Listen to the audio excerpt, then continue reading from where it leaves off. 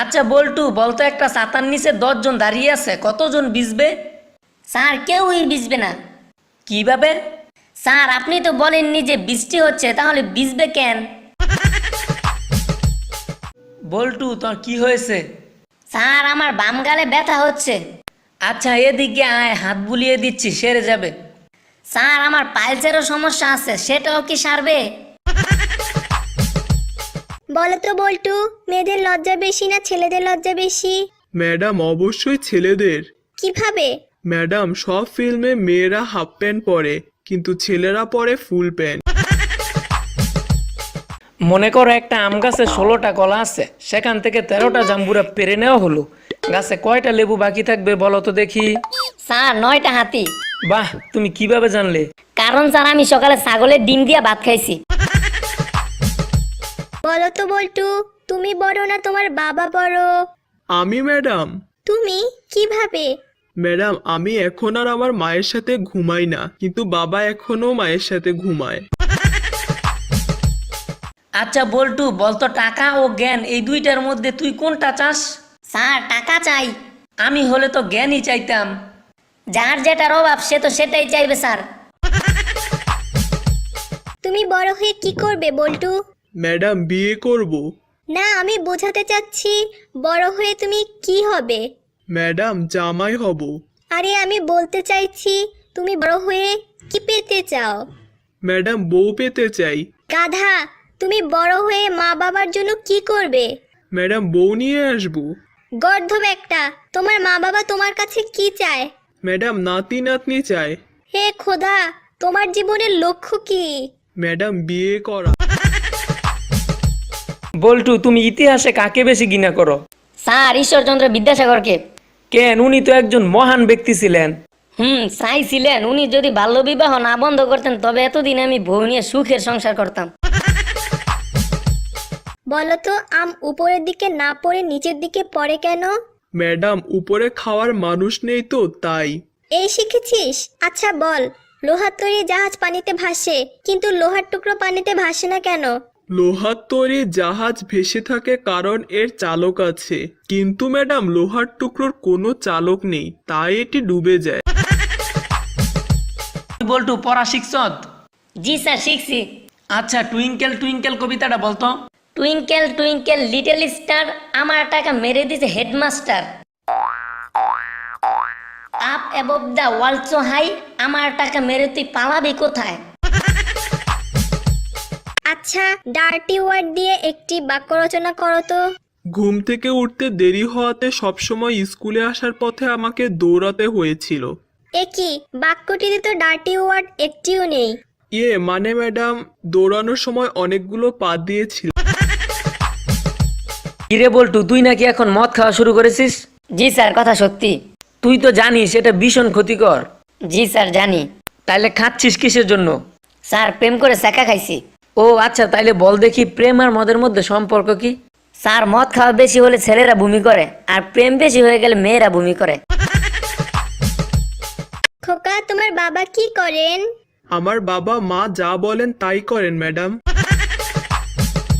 Sir একটা কথা বলমু? কি বলবে বলো। আমার খুব লজ্জা লাগছে।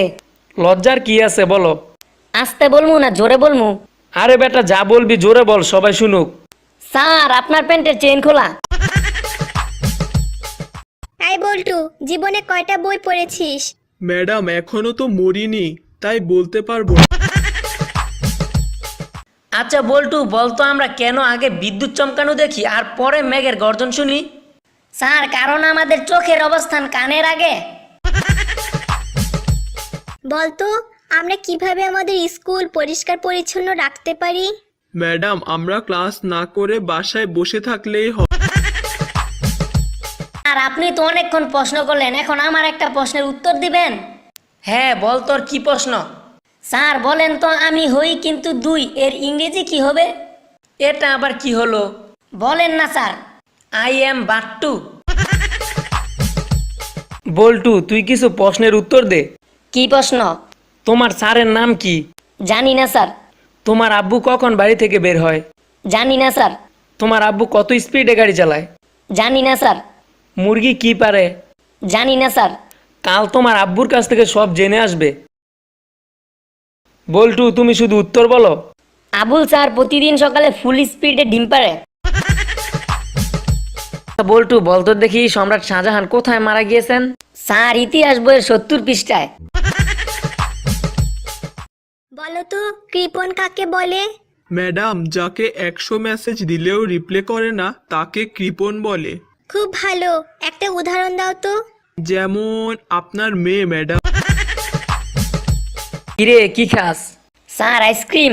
আইসক্রিম খাওয়া ভালো নয়, আইসক্রিমে কেমিক্যাল থাকে। এখন পর ঘুষ খাওয়া ভালো নয়। ক্যান্সার ঘুষেও কি বিষাক্ত কেমিক্যাল থাকে নাকি? শোন, তোরা আবার বাইরে গিয়ে বলিস না আমি যে তোদের নকল করতে দিয়েছি। আরে না স্যার, কি যে বলেন, বাইরে যায় কমু স্যার, বহুত হারামি ছিল। শালার পুত পরীক্ষার হলো নড়াচড়া করতে দেয় নাই। বল্টু, তুমি কি জানো লেখাপড়া ছাড়া কখনোই ডিগ্রি লাভ করা যায় না? আমি আপনার সাথে একমত না ম্যাডাম। কেন? ম্যাডাম, থার্মোমিটার তো লেখাপড়া জানে না, তাও তো তার ডিগ্রি আছে। আচ্ছা বল্টু বলতো উপসর্গ কাকে বলে? স্যার প্রথমটুকু মনে নাই, শেষেরটুকু বলি। ঠিক আছে তুই তাই বল। তাকেই উপসর্গ বলে। আচ্ছা বল্টু ইংরেজিতে অনুবাদ করতো মেয়েটি নিচে দাঁড়িয়ে আছে। Sir miss understanding.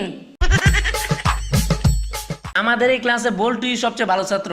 ভালো তো হবই, আমিও পারতাম টিফিনে সব টাকা জমায় আবেগ কিনতে, কিন্তু পারি না কারণ আমার ক্ষুধা লেগে যায়। আচ্ছা বল্টু বলতো ফুটবল ছেলে না মেয়ে? স্যার ফুটবল মেয়ে। কি বলিস, কিভাবে? কারণ স্যার একটা বলের পিছনে 22 জন দৌড়ায় তাই। এবার বলতো ছেলেটি গাছ থেকে পড়ে গিয়ে পা ভেঙেছে, এখানে গাছটি কোন পদ হবে? ক্যান্সার বিপদ। আচ্ছা বল্টু বলতো একজন মানুষ কি করে 8 দিন না ঘুমিয়ে থাকতে পারবে? কোনো সমস্যা নেই স্যার, সে রাতে ঘুমাবে। আচ্ছা বল্টু বলতো মহামানবদের জন্য স্কুলের পড়ালেখা সহজ ছিল কেন?